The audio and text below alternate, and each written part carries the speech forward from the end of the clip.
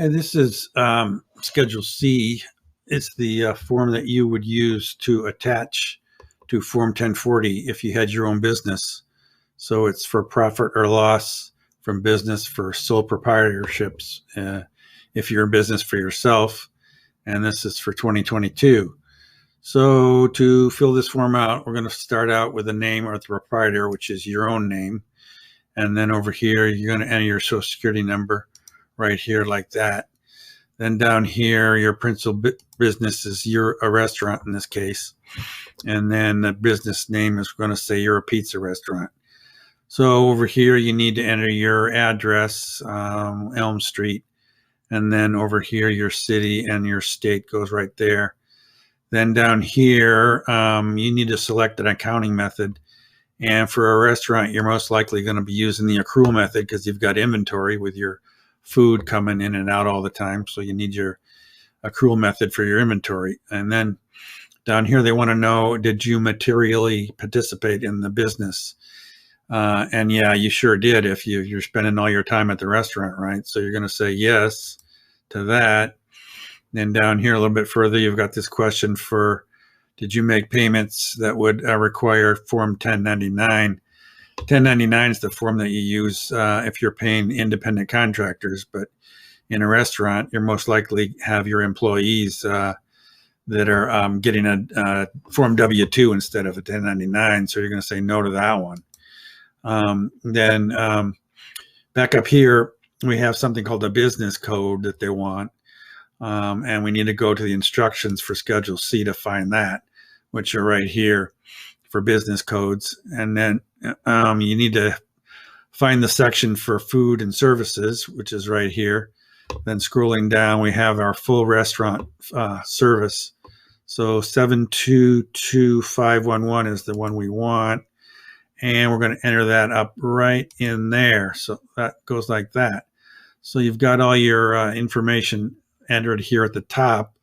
And the next thing you're going to do is your income. So going down here to line 1, part 1, you have your gross receipts. And in this case, we're going to say that you had $120,000 of gross receipts. So we're going to enter that right there like that. The next thing we need to do after we have our gross receipts is on line 4, we need to get our cost of goods sold right here. So in order to do that, we're going to scroll down here to the second page on Schedule C, page 2. We have our cost of goods sold. First on line 33, they want to know the method that we're using, and we're using the cost method, just the cost of the stuff that we buy is the simplest one. Was there any change in value in inventory? No, there wasn't. And so first, inventory in the beginning of the year. Okay, we're going to make up some numbers here. We're going to say that was $30,000. And then what did we purchase? What was the food and other things in inventory that we purchased during the year? Let's say that was $60,000 right there. And then the cost of labor goes on line 37. That was, the employees making the pizza or whatever other food they make. And we're going to say that was $30,000 as well, like that. So now down here on line 40, we add lines 35 through 39. These 3 lines add up to 120. And then on line 41, we want the inventory at the end of the year. And we're going to say that was $50,000, right like that. So our cost of goods sold here on line 42 comes out as $70,000. And going back up here to line 4, that comes through here as $70,000. So you subtract those two and you get 50. And so on line 7, we end up with gross income of $50,000, just like that. So now that we have gross income, we want to enter our other expenses further down here on Schedule C. And again, we're just going to make up some numbers here. $3,000 for advertising, just like that. Then we're going to go down. We're going to skip over depreciation for now, get back to that later. And on line 15, we have some insurance, maybe $2,500. And then over here, move over to this column here. We're going to say that on line 22, we have supplies of $1,200. And we have taxes and licenses of $650, like that. And then down here on line 25, we'll say we have utilities, $4,100, like that. And then our wages. So these would be wages that these might be the delivery drivers for the pizza. In other words, we have our wages for making the pizza, which we already included in cost of goods sold. But these are wages for other employees that didn't make the pizza. And we're going to say that that was $12,000, like that. So that's our other wages, right like that. Now we want to go back to line 13, depreciation.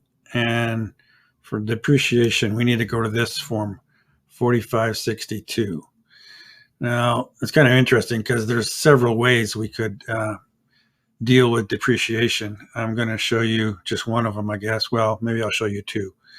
We're going to say that you have that you bought a pizza oven in 2022, so you want to depreciate it. One of the things you could do is write the whole thing off as a special depreciation allowance. If you want to do that, you would enter the cost of your oven right there on line 14, and you'd end up with $32,000 of depreciation, which would be pretty nice. But maybe you want to save some for the next year, for the next several years. If you want to do that, you'd go down here a little further to section B, and a pizza oven would be equipment. And if you looked in the instructions for 4562, you'd find that that was 7-year property. So you'd enter your $32,000 right here like that. And then you would see over here that you get, in the first year, you get 4573 of depreciation, which carries down to the total line here, 4573. Then going back to Schedule C, line 13, you've got your 4573. So now your total expenses are going to be on line 28, 28023, and your income is 21,977. So that is the end of this video. You've also got self-employment tax associated with this income, but that's going to be the subject of another video because this one is already too long.